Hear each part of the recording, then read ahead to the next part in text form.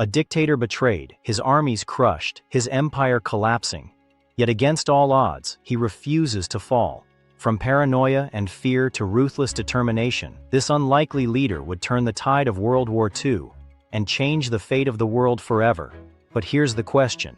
How did Stalin, a dictator who had once allied with Hitler, transform into the man who helped bring Nazi Germany to its knees? Stick around, because this story is full of betrayal, desperation, and decisions that changed the world forever. And before we dive in, make sure you subscribe to Mysteries of History for more stories that bring the past roaring back to life. Stalin didn't see it coming.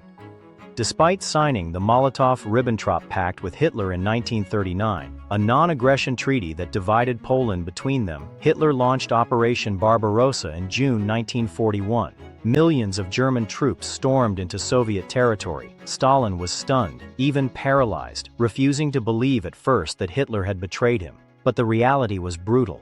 Entire Soviet armies were being destroyed in weeks, cities were falling, and the German war machine was advancing dangerously close to Moscow.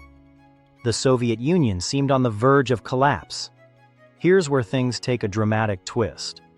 Stalin, infamous for his paranoia and purges that crippled his own military leadership, now had to rally his nation. And he did it with iron will. He called for a great patriotic war. He framed the fight not just as a defense of the Soviet Union, but as a battle for survival itself.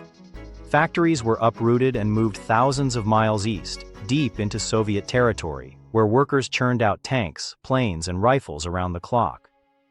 Ordinary citizens, many of them women, worked endlessly to fuel the Red Army. It wasn't just an army fighting, it was an entire nation.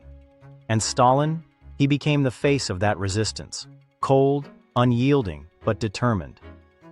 In the winter of 1941, as German troops approached Moscow, Stalin did something unthinkable for a dictator often accused of cowardice. He stayed. He gave a speech in Red Square as tanks rolled through, declaring that Moscow would not fall. The Germans were stopped in their tracks. But the true test came at Stalingrad in 1942. Hitler wanted Stalin's namesake city at any cost.